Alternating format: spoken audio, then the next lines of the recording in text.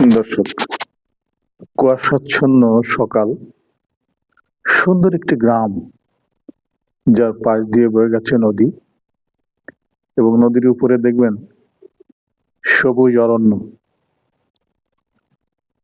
সমস্ত ফসলের ক্ষেত, সামনে কলা বাগান দেখছেন এবং পাশে দেখবেন যে মটরের শাক লাগানো।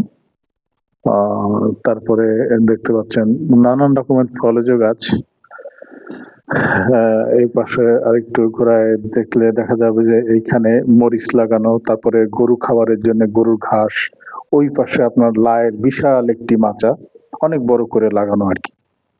আর যে সমস্ত ফসল এইভাবে তারা ফলায় চরবাসীরা। আর একটু পিছনে দেখবেন যে ছোট ছোট ঘরগুলো দেখে কিন্তু মনে হবে যে এরা খুব গরিব মানুষ, কিন্তু আসলে তা নয়। তাদের নিজের থাকবার জায়গা যেমনই হোক, পিছনে গরুর আতাল আছে। তার মানে ওনারা গরু পোষেন, 10টি 12টি 15টি করে গরু থাকে। সেখানে দুধের গরু থাকে, মানে দুধের গাই থাকে, এড়ে গরু থাকে। হ্যাঁ, খুব তারা যথেষ্ট প্রতিষ্ঠিত আর কি। এবং তারা ভালো জীবনযাপন করে।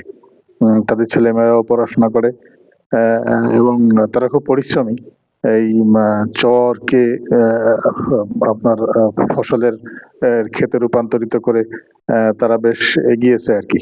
আমি তাদের সাথে কথা বলেছি। আমার খুব ভালো লেগেছে যে তার সন্তানেরা পড়াশোনার পাশাপাশি তাদের কাজে সহযোগিতা করে।